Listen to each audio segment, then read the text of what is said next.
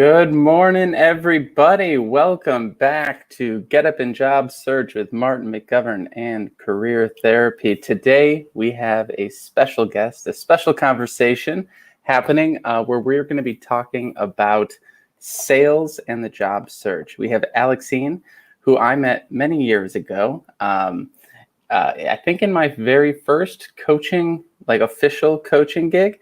And I'm excited to bring her on video in just a moment to share her experiences job searching during a pandemic, what it's like what the similarities are between sales and the job search, and a whole host of other things. So without further ado, I'm bringing her on right now. Here we go. Good morning, Alexine. Good morning. So good to see you. Good morning, everybody. Good to see you. All right. I'm very excited to jump in and start talking about sales and all the nitty-gritty details. But first, tell us about yourself. Deal. So my name is Alexine Mudawar. I have spent the last 7+ years in enterprise SaaS sales. I've been a full cycle AE since day one. So I do a lot of cold calling. I'm constantly prospecting. That hasn't changed over the years. And then outside of kind of my day-to-day role in the hustle and bustle of sales, I also am an adjunct professor and teach courses for sales through Victory Lap, Aspireship, and Rework training. So I'm constantly thinking about sales, if not doing sales. So that's definitely my side passion. That's amazing. I love it. And we have so many overlaps. It's really funny in all these different spaces and companies. So you made a post on LinkedIn recently where you talked about interviewing during a pandemic, and you gave 3 steps and 3 sort of tips on how to really take advantage or optimize or just do it the right way. So I was hoping you could maybe break that down for us a little bit as we start thinking about the similarities between the sales process and the job search. Absolutely. Yeah. And there's a ton of overlap between a sales process. And I know not everybody comes from a sales background, but this is going to kind of take you into the mindset of a salesperson. Oh, yeah. Bring us into the mindset of a salesperson. I love it. Yeah, exactly. And I think, first and foremost for me with this search, I had to think about first, what was my target list? I mean, and that's how I approach sales. So rather than me kind of batch apply to different roles blindly and not sure what I was looking for, I made a master list of about 50 companies and then started from there. I created kind of my own CRM system where I was managing all of these companies. And then I would go with the low-hanging fruit. Do I know someone at that company? So I basically kept a rolling list in my notes section on my phone, which I don't recommend. I would have done in Excel if I could do this over. But essentially, I would put in when my last touch point was and who I reached out to at that company and where I was in the process. For instance, if I was waiting for my phone interview to be scheduled, or if I was waiting for my practice demo exercise to get scheduled. So I kind of kept this running inventory of everything that was going on. And then I also kept notes saying here's a mutual point of contact, reach out to XYZ for introduction to XYZ. So kind of just keeping myself on track. But really I started with a list of 50+ accounts or 50+ companies. So just to give you an idea of kind of the amount of companies that we talked to total. And then, after I made this target list and started to kind of go down the line, and once I got past kind of my low-hanging fruit where I actually knew people directly, I kind of had to get into more of the strategy because it wasn't as easy to get in the door, especially given everything with COVID. So I started to kind of think outside the box. So I did a little bit more of this creative outreach. So I did a lot of basically what I would do is take a message, and the first third of the message was very hyper personalized, stuff about their background, what I know about them, if I saw them in any recent articles, if I saw their company recently got funding, very hyper personalized first 3 sentences. Then I had basically a paragraph on myself that I would batch send to people, in the middle of that message. So that didn't change. It was I have 7+ years of sales experience, multiple presidents clubs, constantly, obtaining quota, blah, blah, blah. And then that would be in the middle. And then I would have my call to action at the end, either asking for an introduction to someone on their team if it wasn't the exact point of contact that was right, or can we schedule a call for the 2 of us? So I think there was a lot of having to weasel my way into a few places where if it wasn't COVID, I may not have had to do that as much. It was like a little bit easier, maybe 6 to 12 months ago. And then once I actually kind of got conversations rolling with companies, one of the big things I talked about in that post was ways to really differentiate your search. So I started to do thank you notes via video. So that was a big piece for me, was how do I stand out in this process now? Because it used to be a lot easier to stand out when you're interviewing, but for this time around, I mean, it was so competitive, and there were a lot of places where a few years ago I probably could have walked right in, and now they were getting inundated with candidates. So it's just a different market. So I think the name of the game right now is differentiation. And I think that's where video really helped me out, especially, for a lot of the VPs and C levels. They really appreciated when I was sending over these videos, and they appreciated seeing kind of that extra effort that I put out there. And it just kind of sets you apart in their mind. They just remember just this little video clip that you shot that says, like, here are my 3 key takeaways from our conversation. So it's just another way of doing a standardized, thank you note that you would normally do. And then I think the last thing that I talked about in that post as well was sort of my formula for interviewing, which is I create like a cheat sheet basically. And I still have these notebooks. I probably filled 2 of these in basically a month and a half of rigorous job search. But essentially what it is I break it down into 3 sections. The top one being information about the interviewer. So regardless if it was a recruiter interviewing me, if it was a chief revenue officer, it didn't matter to me about title. I just put together a section that talks about their education background, any people we have in common, anything in their activity on LinkedIn that like stuck out to me, if there's something that seems like a topic they're really passionate about. And that was kind of my first section, was a bio on whoever I'm talking to. And then the middle section was kind of my quick elevator pitch on the company, because a lot of times what happens, and I'm notorious for this, I over prepare for interviews and I end up confusing myself out of obvious answers. So this time around, I got really serious about, yes, I want to understand what each of these companies does, but I don't need to go so deep into the weeds that I confuse myself. So that middle section of this document is really just where I put down, quickly what the company does, just a little summary about what they do, and a quick elevator pitch on them in case I'm asked. And then the last section is questions that are tailored specifically to whoever I'm interviewing with. So if it's someone from the HR side of the house, then I'm asking more about employee resource groups and culture of the company. If it's a sales rep, I'm asking more about like day to day, like what are your most common objections you're coming up against? If it's a sales manager, I'm asking about KPIs, like what are the main KPIs you're tracking? What does success look like for one of your sales reps? And then if it's like a CRO, C level and beyond, I usually will ask more like vision-based questions and things around, what do you see the future of the sales team looking like, or what does 2021 look like for this group? So it's just all really customized, but that helped me a ton in this search. That was the first time that I really used this cheat sheet. But it just helped me really stay on track. And I also kept like all of these notes and sections in a notebook. So when I was on video interviews with certain companies, I could flip back 2 or 3 pages and look and see what I talked about with the sales manager like a couple of days back, and then tie different things together, which I think people appreciate, and they want to see that you're actively listening and taking notes. Yeah, they definitely want to see that you're listening. And the fact that you're being so, you're being meticulous. You're not being so meticulous that everything is like, some crazy system over here, but you're just using the resources you have, the Notes app, things like that, to make sure that you're not forgetting the things that people are bringing up. And that's such a big piece of the process. And, you've had training as a salesperson. So I feel like some of this stuff, like people think that it either comes naturally or it doesn't. And one of the things that I've learned working with salespeople is that it doesn't even come naturally to salespeople a lot of the time. It's a process and it's a learned skill, no matter where you're coming from. And so I'm kind of curious, you talked about that time when you over prepared. Do you have an example or a story you could share of a time that you over prepared and what you learned from that?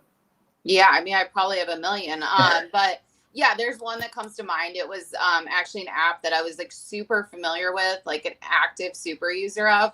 And I ended up like product dumping on this person, and it almost like turned into a show and tell where I was like, here's every feature about and it was because I truly understood their app really well and actually loved it, but I got like too excited and focused on like the features, which is, we talk about this in sales all the time, like don't talk about the features, talk about the value. So I only talked about like features of this app, and they were probably super creeped out. So I think, there's just this level of like, yes, I want to show that I understand, how this application works. And I want to show that but I can do that in different ways too. Like maybe what I would have done if I could go back in time is talk more about, here's how I'm actually using this app on a day-to-day basis. So this is how I would sell it, is I would, use kind of my use case and my story, and then frame that around what a customer might be looking for. So I think you have like a ton of good learnings there. And I have a million examples of ones where I've like over-prepared. I have ones where unfortunately I've under-prepared too. So I think we all run the gamut of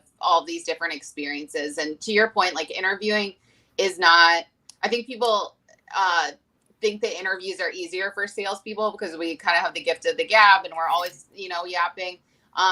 Salespeople get so nervous during interviews. I get anxious when I have to interview people because they're anxious, and it's like this whole anxiety back and forth. So it's so funny because I'm like, you're giving me anxiety, but I think that for no one, job searching is super easy. I mean, for me, I'm probably like a rare breed in that I really do enjoy like the conversations. Especially once we get to like sales manager and above, because selfishly it's people that I want in my network in general. So I'm like getting to know them on one side, but also like interviewing a lot of times. So it's kind of two-sided approach for me. But I do think, the more that you're able to put yourself out there, like the worst thing you can do right now is get like, in my opinion, is get like one interview with like your top company and you dump everything into that and aren't interviewing out or talking to anybody else. And then you get your heart broken because they're only hiring one candidate, and they have, in my case, they had 243 candidates interviewing for the one position I got. So I think, there is some level of that where you need to, it's like dating, like you want to have a wider pool. You don't want to just throw it all into one person. So I think that some of that, hurts people too.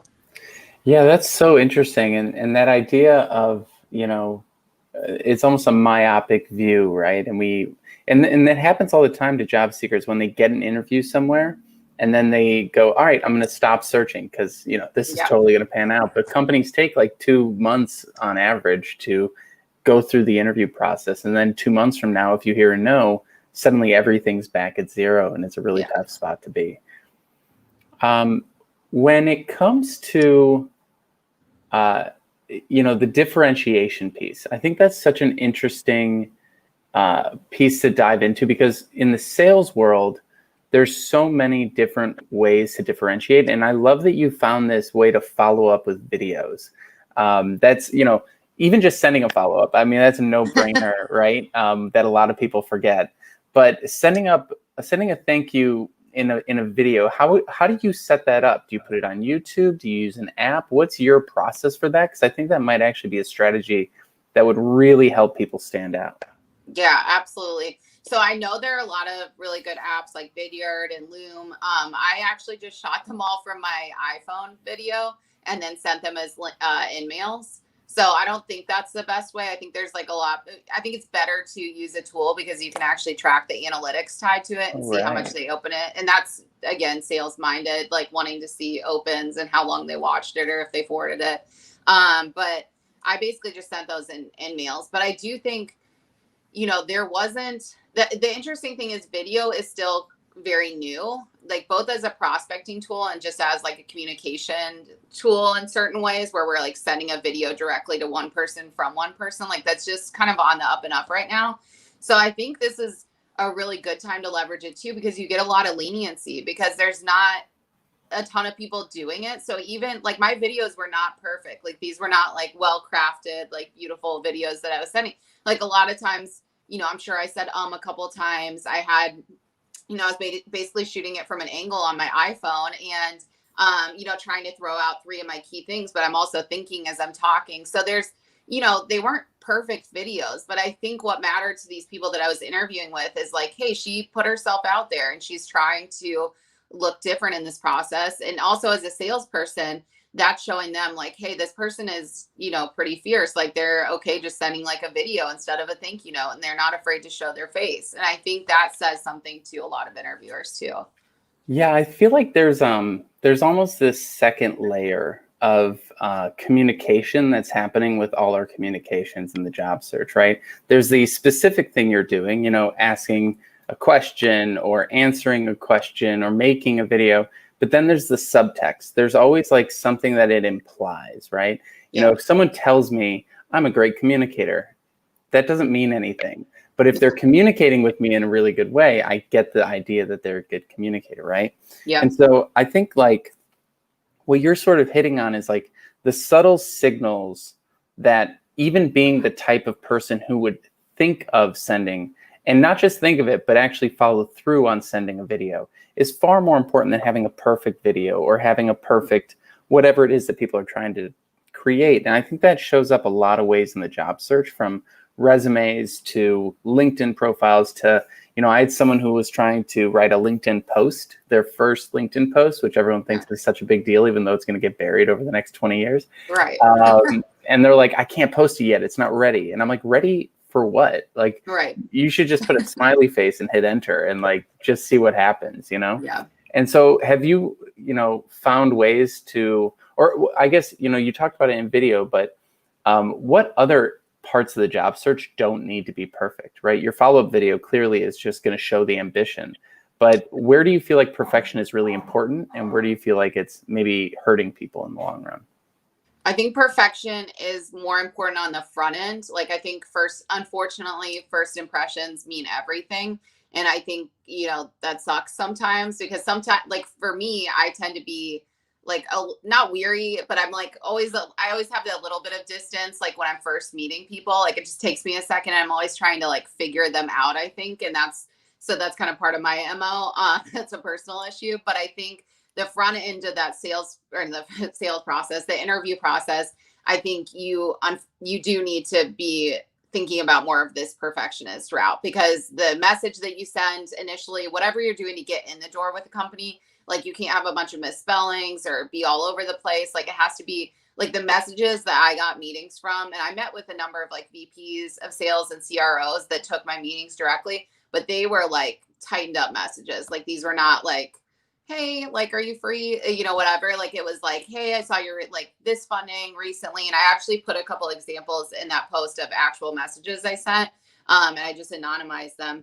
And then I think where you get to kind of let your guard down a little bit more is once you get to like the middle or end, or for sales interviews, once you get past like whatever their exercises, like the demo or the discovery exercise that a lot of these companies have, like their role playing exercise. Once you get past that, usually like that's their big vetting tool. So you can kind of like let your hair down a little, in my opinion, and start to kind of get to know people on a deeper level, because now they've kind of checked all of their boxes.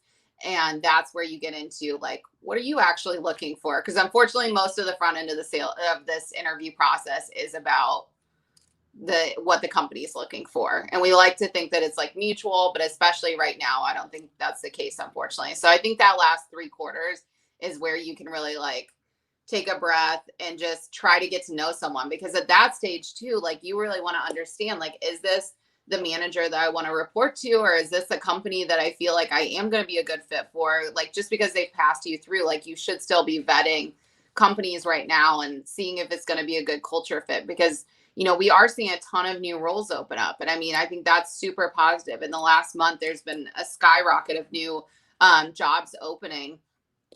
So I know in everybody's mind, it's one of those things where you're kind of in this tough situation where if you have a role that seems like a really good fit, or if you have a role at all, then it's like, do I just take that? But you should still be vetting these, because there's going to be nothing worse than like 6 months or something from today being like, this is the worst job I ever accepted, versus just waiting another month and having some more conversations.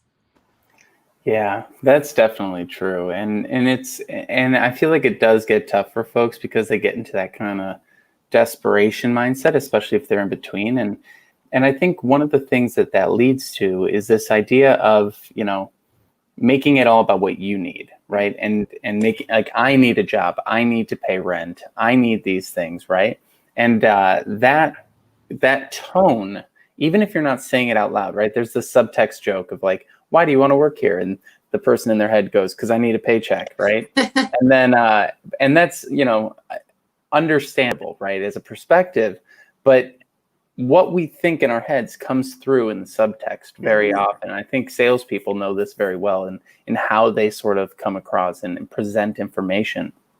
And I'm curious, I liked what you said earlier, where you were talking about, in this part of the interview, even if I don't get the job, this is still a good person to know. Yes. And this person is part of my network now. And I really like that idea of, I'm going to win in this interview either way, right? And there's the win-win where they win and I win. And then there's the win-win in which there's no way I can lose. And I'm kind of curious, how have you sort of leveraged that or continue to stay in touch with people beyond a situation like that? Yeah. So, I mean, what happened with my search is that I started conversations with some companies back even in March, like very, very high level, just like kind of doing like networking calls. And then at the end, I did like a little plug, like, oh, by the way, like, I think I'm going to start to keep my ear to the ground. Like, let's keep in touch, whatever. And so then some of those conversations trickled into like May, June, which is when I did my heavy searching. So with a lot of people, what ended up happening is I had a bunch of different opportunities going simultaneously. I ended up getting multiple offers in the same week, but there was a batch of like a couple companies that I was actually really excited about that I had to pull out of the interview process because they weren't going to be able to do offers within a week. And I wasn't going to be able to keep multiple companies waiting like an additional week, at least, if not two. So what I did with a lot of those is, even though it was kind of awkward because, they liked me and I really liked their company, but I had to pull out of those processes. What I did was send like a very, very detailed, like, thank you note, just thanking them for their time in the process, asking them, like, would you be okay if we stayed in touch after this? Because I actually really think you would be someone that would be important for me to learn from. And I think, our conversations, X, Y, and Z that we talked about really stood out with me. Especially for me, being a female salesperson, this was one of the first batches of interviews where I actually had female interviewers, which was really refreshing, to be honest, that are on the sales side. So especially with those folks, I sent like very detailed thank yous. And I was like, please, if you're comfortable with it, I would love to stay in touch on LinkedIn, share some articles back and forth. If there's any women focused events, I'd love to have you be considered for one of the events that I work on.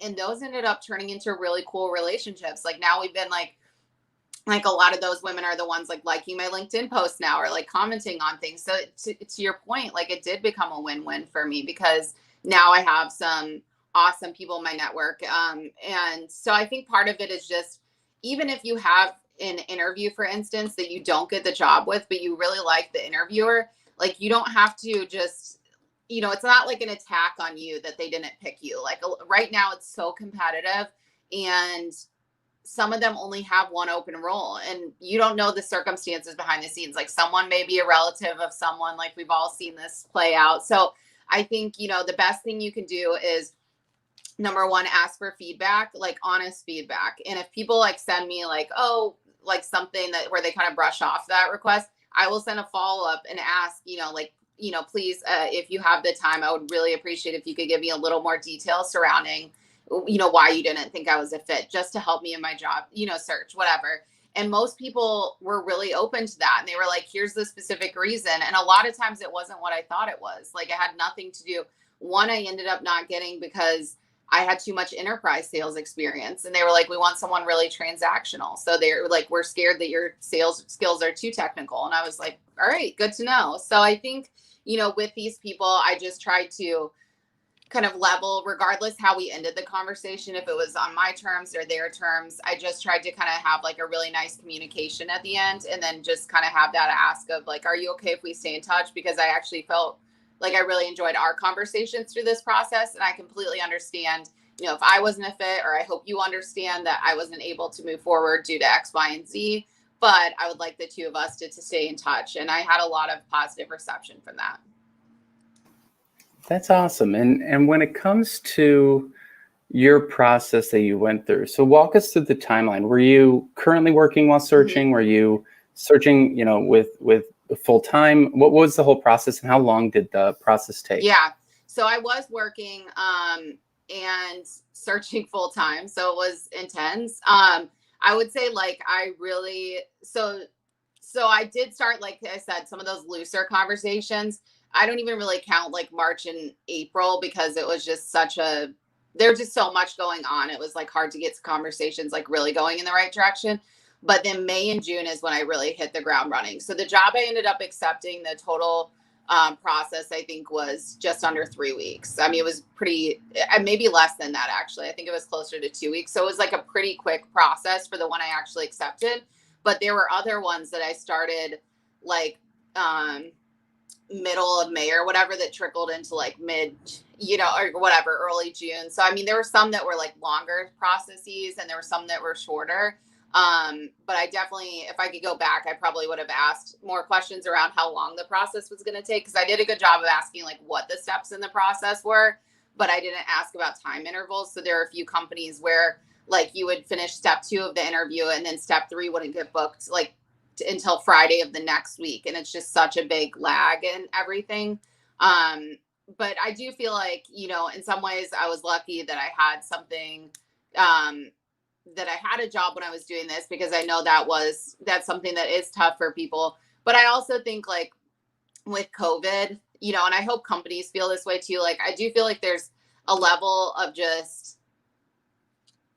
understanding that there's a lot of stuff that's happened that's outside of people's controls. And if I had my way, I wish that anybody between like January of this year and December of this year that has anything like lag on their resume, like I truly wish companies just like wouldn't even ask about it, because it's just going to be the same answer. But I do think, companies are more understanding than maybe we give them credit for too. So I think if you're able to just own that and really be confident in your experience and like, here's what I brought to that company. I wish that I was able to stay there longer, but unfortunately COVID had different plans for me. And you kind of like add your personality to it. Like it's not a fun experience, but I do think companies are starting to hear candidates out more. And I'm also seeing a lot of companies reach out to the community. Like when the LinkedIn layoff happened, like I saw a bunch of employers that were like, please, LinkedIn folks that were impacted, like, please reach out to us so we can, our company has a bunch of open roles. So there's a ton of people out there that I think want to help right now.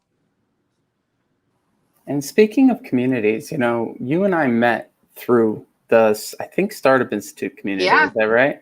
Yeah. So, and you were one of the folks who really early on, like, got involved with all sorts of different things that were going on, including like some of like the breakfast meetups that I did and stuff like that. Yeah. So thank you for supporting the early days. And so, I've always known you as someone who's incredibly, enmeshed in the community. And I think that helps a lot, thinking long-term about a career, because, some folks might look at your search and be like, oh my gosh, that's so fast, right? You got that role so quickly, but they don't see the years and years that you put in of effort to get to the point where you can make those conversations happen quickly. And I'm just kind of curious, like, how far back does that go for you? How long have you been, bringing that approach to your work and, building your career in that way? I mean, very good call out too. Thank you for saying that, because it is true. Like I think that year one in sales, I would have been able to send messages to like chief revenue officers and gotten meetings within 24 hours? Absolutely not. So I do think there's definitely truth to that. I started like really hitting the networking game hard like 3 to 5 years ago, I would say. I made like a very concerted effort that I would focus energy there. And it started out like in-person events. I was going to like 1 to 3 a week. So I will say that first year was not pretty in terms of like sleep or just probably balancing work and life, because I was so embedded in that community. So I've kind of, I've definitely been able to scale back over the years. Like maybe I'm just doing like one event a week, or I'm being very hyper focused on the events that I do attend. But a lot of those relationships just go back many years too. And even if I don't know the people that I reached out to, like the people we have in common, I'm close enough with where I can get introductions to certain people. And that's the power of networking. I mean, it's so funny because I remember we had this guy that was like one of the top sales guys at a company I previously worked for. And he would always say, like, I don't have to network because I'm already a good salesperson. And so good salespeople don't have to network. And I was like, I absolutely don't agree with you, but good luck to you. And, I think about this person a lot, actually, like in a weird way, but like what a different career that person would have had they then buckled in both the networking and their success in sales, and like what else could have come from that if you would have really like harnessed some of that energy. So I think networking is really powerful. And I do think that it's just an opportunity to get to know people over the years. And it's a lot of, Amy Volas is someone who I follow closely, and she talks a lot about this, like deposits versus withdrawals, and making sure that you're constantly depositing versus, constantly having asks. So I think with some of these people that ended up making introductions for me or ended up helping at some point during this search, a lot of them, like I've been making deposits over the years. Like I'm like sending them events, or I'm like tapping them to speak for one of my events through like Enterprise Sales Forum. So I think there's like a lot of that's gone on behind the scenes too, where I felt I felt very unashamed to like ask for introductions to many places, because in my mind, I've already helped a lot of these people too. And also if they ever came to me, I would offer them help too. So it's like one of those where it felt very natural to ask for help. And I think that's the power of networking, is like you can get to that point where you don't even have to like be nervous about reaching out to people to ask for introductions. It just becomes second nature. Like, hey, cool, I saw you're at Uber or whatever. Can you make an introduction for me? And people are like, yeah, for sure. Like, send me your updated resume. Just simple as that. So I feel like that's kind of the point you can get to, which is really cool. Yeah, and I think one of my favorite things that I've seen sort of behind the scenes is, we met through Startup Institute, and then I believe you maybe met my business partner through that or through something else, and then you met like the people that he knows, and then like, yeah. So I see you popping up on like profiles and comments and things of people that I've known from like 4 years back that I had no idea had any connection with you. And it's just kind of funny how small the world becomes when you're just sort of out there, sort of setting up dominoes and waiting for them to fall. It's kind of cool to see, to be like watching, Jason Bay's podcast and like you pop up. It's like, oh my gosh, there it is. It's like, that's so funny. And so, as COVID hit, how did it impact the world of sales, as well as, your approach to networking? Because a lot of folks were very used to that in-person event, in-person coffee, in-person conversation thing. And then it completely has shifted, the sales. And so how has it sort of impacted your ability to network, or how have you shifted your strategies and in both the job search, networking, and sales? Yeah. So I'll start with networking. So networking is, obviously taken a huge hit. Previous to my last role, I actually ran like a field sales program for Yellow. So, I mean, I was on the road nonstop for a year and a half. So it was a very different world for me if I look back like 2 years versus today. But it's so interesting because the day we ended up going home from the office officially, I had an American Association of Inside Sales Professionals event scheduled for that night. And we actually had to pull it from the calendar because everybody was getting sent home because of COVID. It was like that third week of March, whenever that happened. So there's been a huge shift in terms of networking. What I've noticed is, for me, and in some ways it's been like a really healthy shift, because I can get to more things because they're virtual now. So I don't, I can have like a little bit more of my work-life balance. I don't have to worry about the Ubers and like getting back and forth. What I did notice that I was surprised by, I thought, when we moved to this virtual forum, that I wouldn't be able to kind of genuinely get to know anybody. What I realized was, like, I've been attending sales assembly events nonstop, for instance. And some of my interviews came from sales assembly events where people were speakers for those events. And I was really active in the comments. Again, it's like deposits and withdrawal. So I was very active in the comments and asking questions and engaging. And so when I reached out to those speakers later and asked for time, it wasn't such a weird ask. They were like, thanks for being so active. Like nobody else was asking questions during that session. We appreciate that. So I think there are ways to form genuine connections. And this is also a really cool time where some of these people like have been inaccessible for a long time in person.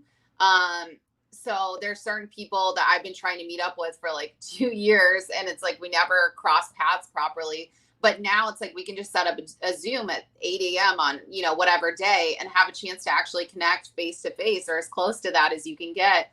And I've started to form stronger bonds with a lot of those people. So it's just so interesting to me because my expectation was that networking was kind of going to be dead, or that, this was it.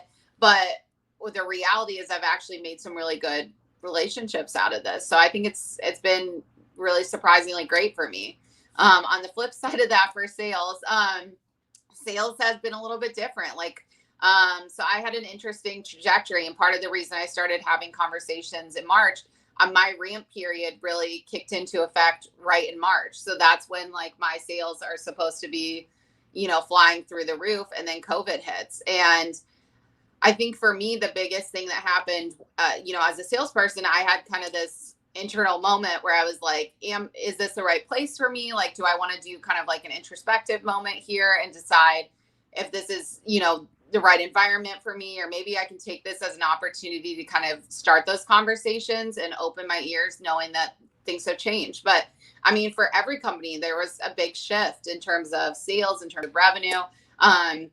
So I don't think, with the exception of like Zoom and a couple others that benefited in Amazon, I'm not sure a lot of people like have had a great COVID experience as salespeople. But for me, I really took it as a moment to reflect, decide, what do I actually want to be doing? What do I care about? And part of this interview process too, which I neglected to mention, was I put together this scorecard too. And Amy talks about this a lot too. And I can like hear her voice in my ear chirping like scorecard. But this whole scorecard, the idea behind it is deciding like what's most important in your search and like prioritizing what matters most to you.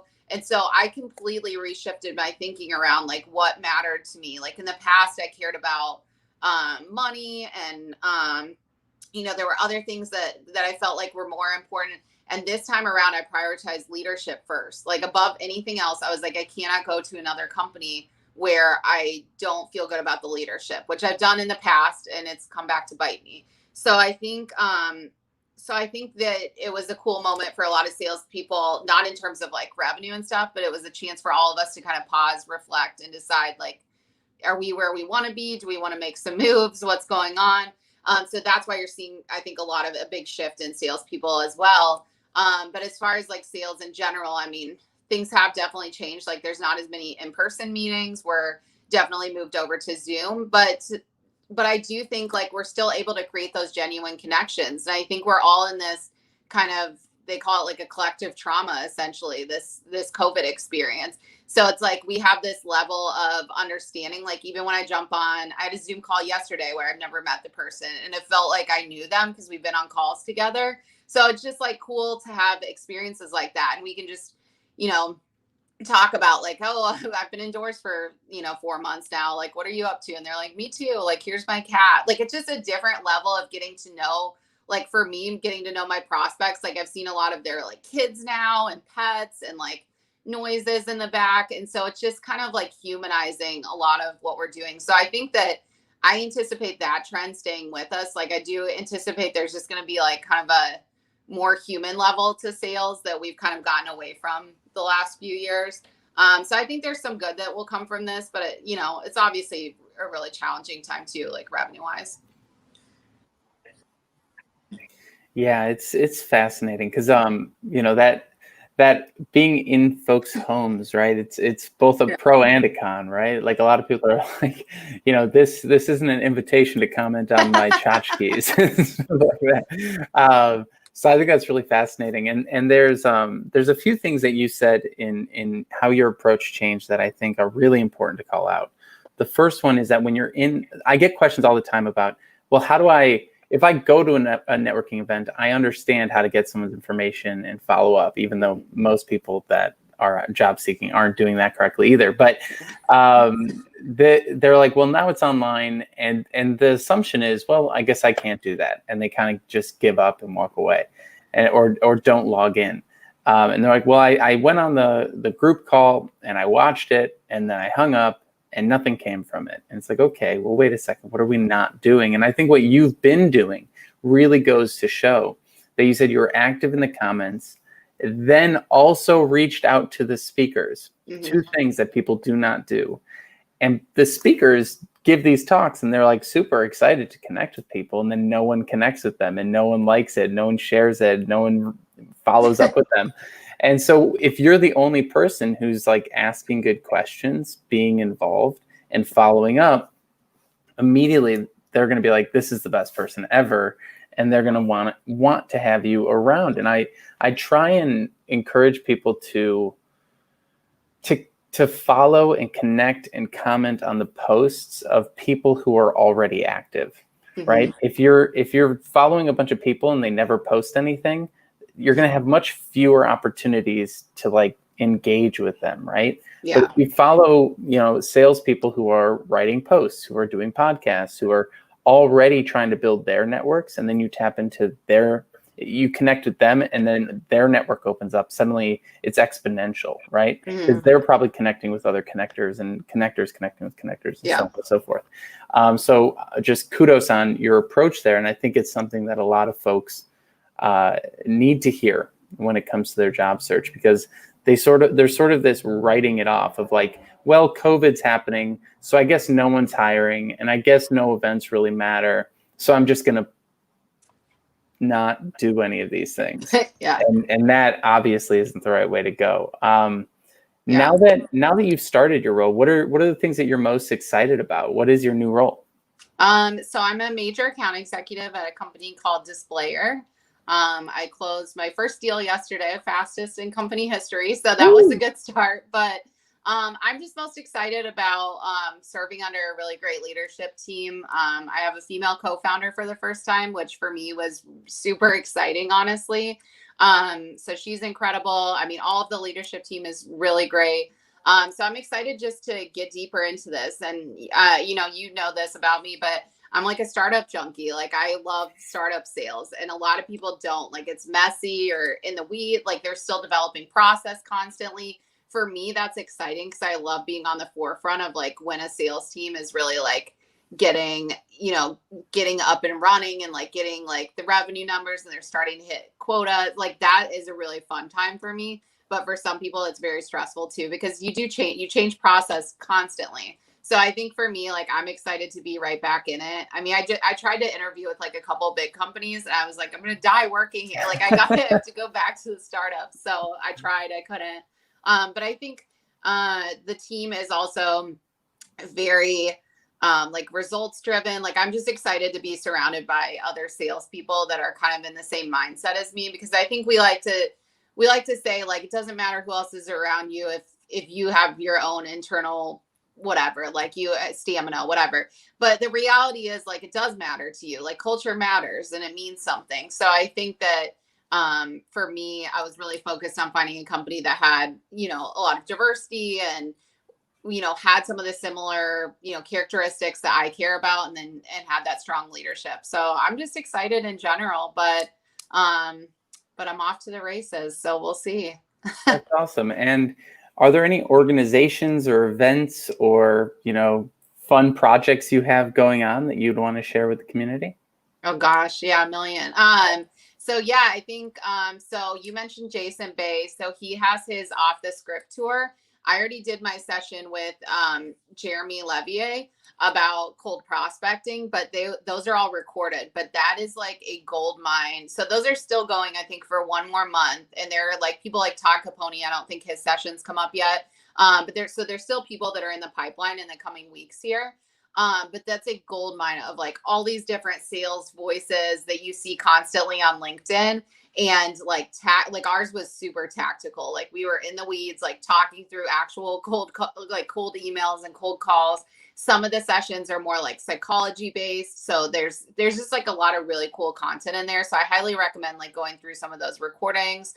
And then I am part of a group called Enterprise Sales Forum, who I met their head through a networking event. So power of networking. But I've been involved with them and head up community development for them for like 3+ years now. And so we have a number of different events. So in October, Amy Volus and I will be doing an event focused on women in sales. So I'm excited about that. Habits at Work is another group that I'm close to. Their CEO, Andrew Sykes, he has an event also coming up for women in sales. So that's going to be really cool in the next month here. And then outside of that, just like a ton of sales assembly stuff.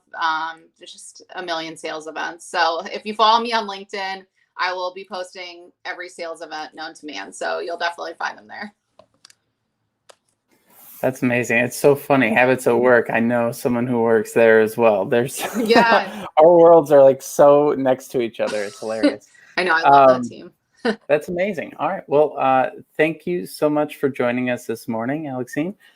This has been, I think, a really great resource for anyone who's trying to break out of that, like, oh no, COVID's happening, I guess I don't know what to do mindset. There are an unbelievable amount of things that you can do, and I think you're a testament to that.